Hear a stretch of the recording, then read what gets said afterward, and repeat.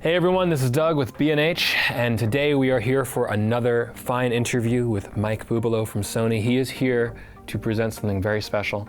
This is the Sony A7R 4. That's right. We're already here. There's a lot of new stuff going on here. New sensor, new body, pretty much new everything. Yeah. Where do we begin? Where do we begin? So, I mean, since we've introduced full frame mirrorless back in 2013, so we're 6 years in and we're in our 4th generation. Pretty fast. Pretty fast, I will say, but we're able to not just update the camera. Everything about the camera is completely new from the ground up, from the chassis to the shutter, to the buttons, to the sensor, to the viewfinder. Everything on the camera is brand new.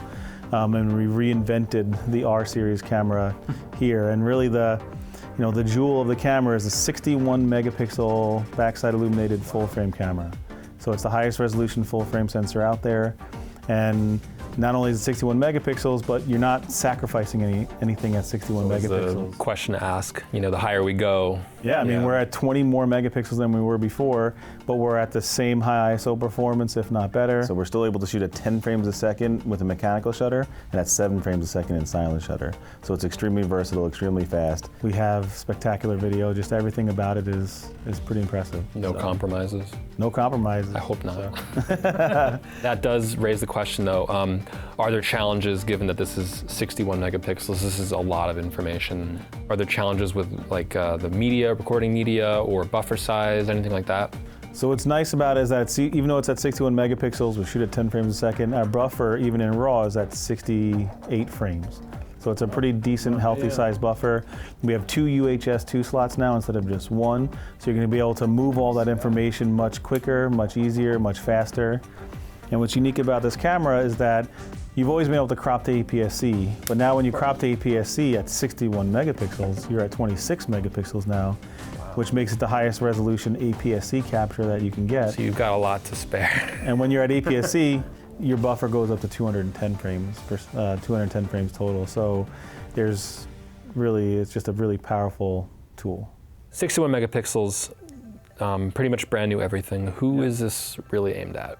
It's a tough question because obviously at 61 megapixels, it's designed for studio photographers, landscape photographers, portrait photographers. But then we start talking about wedding photographers. We talk about sports people at 10 frames a second at 60 megapixels. We talk about just everybody. I really think it's a camera that's designed for everybody. But there's lots of things in this camera that are designed for the studio, for that portrait photographer, for that wedding photographer. That does bring us to autofocus, because that's definitely a professional concern. What's new here in the AF system? So the camera at 61 megapixels has 567 phase detection autofocusing points, and that covers 74% of the frame, and that's a really difficult thing to do at 61 megapixels. So I was really impressed to hear that we have such a robust focusing system in the camera itself. And of course, we brought some of the things that we introduced a few months ago, so we have real-time eye tracking.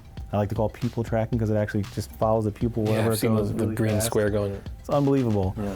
And one thing we're able to do on this camera is that now we have real-time IAF even in video. So this is probably, just that fact alone turns this camera into one of the most powerful cameras out there. Are there any other new features for video on that note? It still has super sampled 6K video, HLG S-Log2, S-Log3, object tracking, so you can touch and have it automatically track an object or an eye. So we didn't need too much improvement on the video front. I do think it's worth mentioning though that despite all the new features, the battery is the same. The battery is the same. It's an I think that battery. needs to be mentioned. I know that's probably like the first thing people wonder when a new camera comes out. Just to jump back real quick to the studio, tethering. Yep. There's something new here.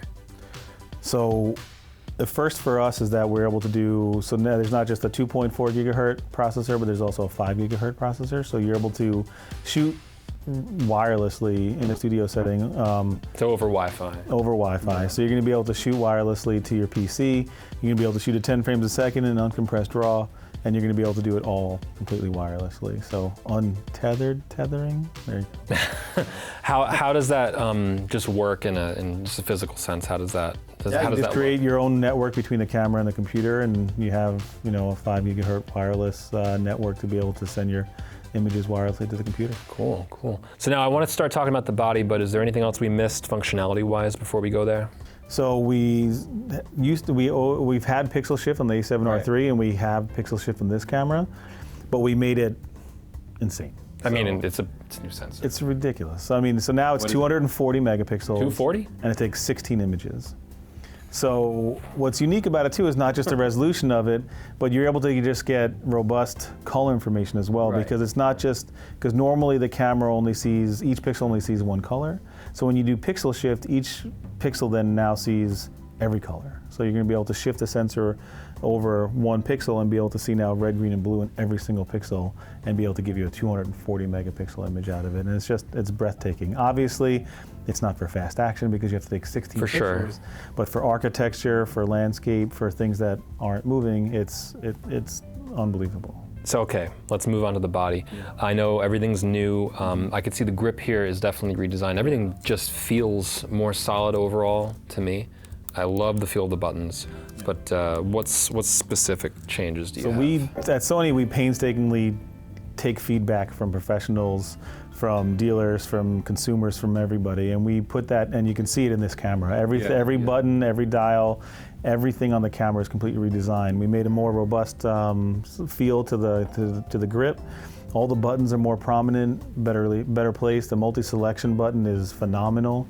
Our AF on button for the people that like to do back button autofocus is different and it's more prominent. You actually now have a toggle, a lock toggle on the exposure compensation dial. One thing that I forgot to mention is that we now have a 5.6 million dot organic LED viewfinder, which is just phenomenal. It looks like real life, if not better. And I can see the pupil AF, as you call it. Yeah, really, really stunning. I find myself these days, especially with mirrorless, going back between LCD and EVF. We actually completely redesigned the chassis of the body, the weather sealing, everything on the camera has been redesigned. So this is actually our most robust camera. It's weather sealed better than any other camera that we have. It's just more durable than any other camera we've had. And what about the shutter?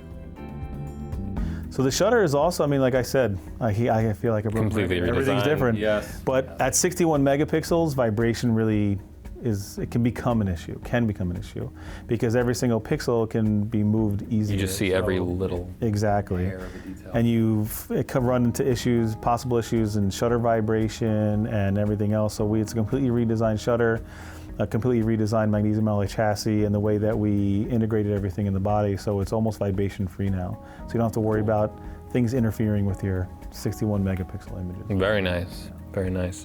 So all right, like you said, we're six years into the full frame bodies at least. We got to talk about the system as a whole. What does the Alpha ecosystem look like at this point? This is now the 4th iteration of just the R. We've stayed true to our ecosystem. So it's been, like you said, 6 years now. We have 54 lenses total, 34 full frame lenses, and we have one E-mount. So for both APS-C, for full frame, we've come out with some of the best lenses in the world. And what's unique about Sony and how we're able to innovate and reinvent the camera every single time is because everything is done by us in our house. Right. So our lenses are designed and produced by us, our body is designed and produced by us, the processor, the sensor, everything is designed and produced by us in-house, and that's how we're able to do things to that extent and to be able to make such impressive products. I really, you can really see it. I mean, I know it's easy for you to say. Yeah, of course. But you can really tell that there's, I guess you could call it top-down design. And it really shows, I gotta say, with this. So thank you, as always, for showing me a brand new toy, as I like to call them. Most beautiful toy. Yeah, oh yeah. So I hope all of you enjoyed, and thank you once again. My name is Doug with B&H, and we will see you next time.